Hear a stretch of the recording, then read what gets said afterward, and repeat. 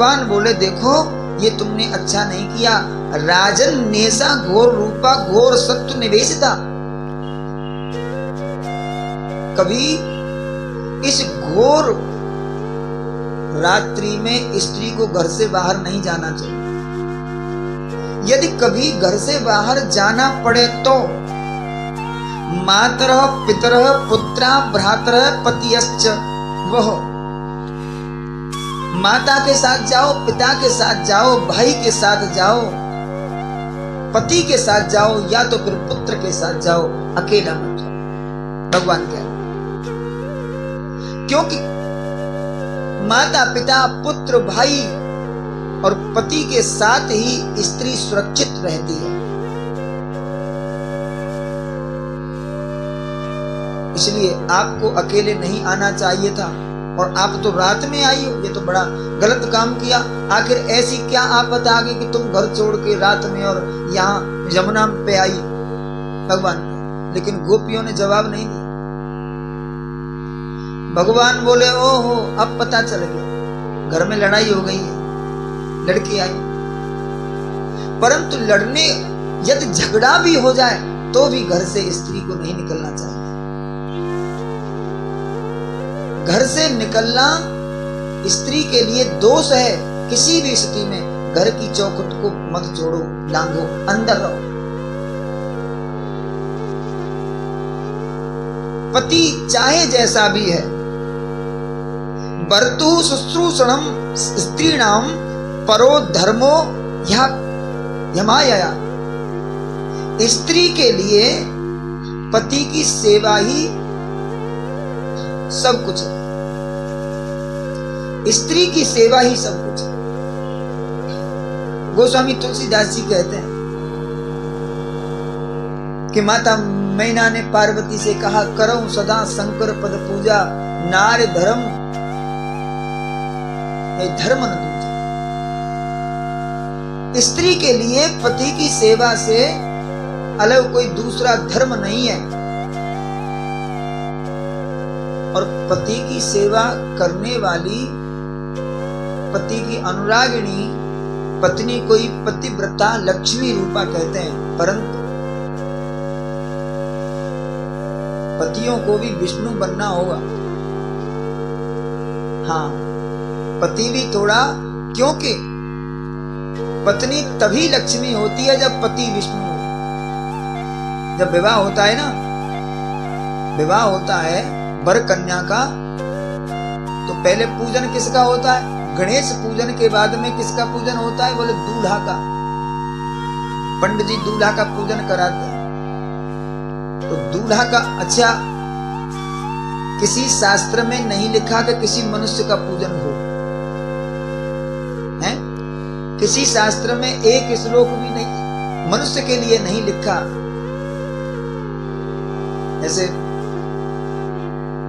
देव विष्णु के लिए, शिव के लिए के नाम से जो मंत्र हैं, कोई किसी मनुष्य के नाम से मंत्र है क्या? नहीं है। फिर भी दूल्हा एक मनुष्य होते हुए भी उसका पूजन होता है। तो किस रूप में होता है? भाई गुरु का पूजन होता है तो किसी का होता है तो गुरु के रूप में होता है। माता पिता के रूप, वो भी मनुष्य है, माता पिता के रूप में है।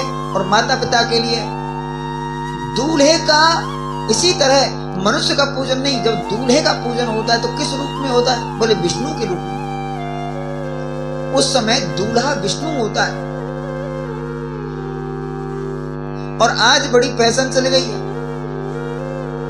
जब दामाद जी घर में आते हैं मम्मी पापा कहकर पैर छूते हैं ना, तो मम्मी और पापा बड़े खुश हो जाते हैं, बोले हमारे जमाई पैर छूड़ा। कभी दामाद से पैर नहीं पकड़वाना चाहिए, पुजवाना चाहिए, दोष है। तुम उनकी पत्नी की मम्मी हो, माता हो, पिता हो, इसलिए वो तुमसे कहते हैं। लेकिन तुमने जिसको विष्णु के रूप में पूजा, विष्णु के रूप में पूजा और पूजन करने के बाद तुमने अपनी कन्या को उसे दान दिया, उससे तुम पूजा ले रहे हो, पैर चुबा रहे हो, ये दोष पूर्ण है, दोष है। तो दूल्हे की पूजा होती है विष्णु के रूप में, तो कन्या की पूजा होती है लक्ष्मी के रूप में।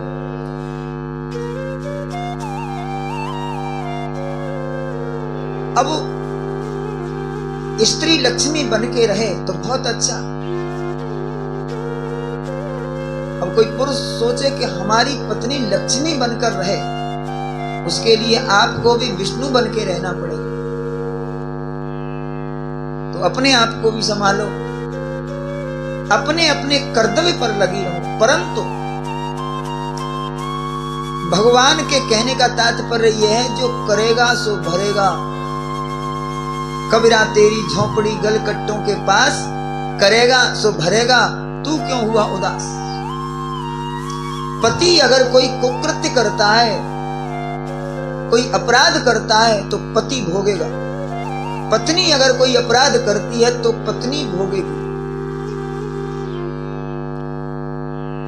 और कोई सास ससुर माता पिता पड़ोसी भाई बंधु जो करेगा उसको स्वयं भोगना पड़ेगा। इसलिए तुम अपने कर्तव्य में लगे रहो, जो कर रहे हैं उनको करो। भगवान कह रहे हैं, दुशीलो दुर्भगो वृद्धो जड़ो रोगी धनोपिवा। पति चरित्रहीन हो, दुर्भागी हो, वृद्ध हो, जड़ हो, रोगी हो, धनहीन हो, जैसा भी हो, पत्नी अगर अपने कल्याण का मार्ग खोलना चाहे तो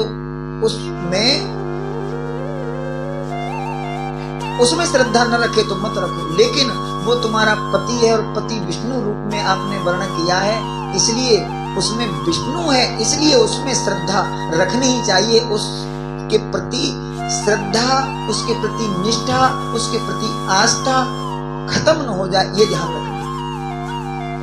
भगवान कह रहे हैं, पति तुम्हारा परमेश्वर है, उसको ही भगवान समझ के उसका पूजन करो,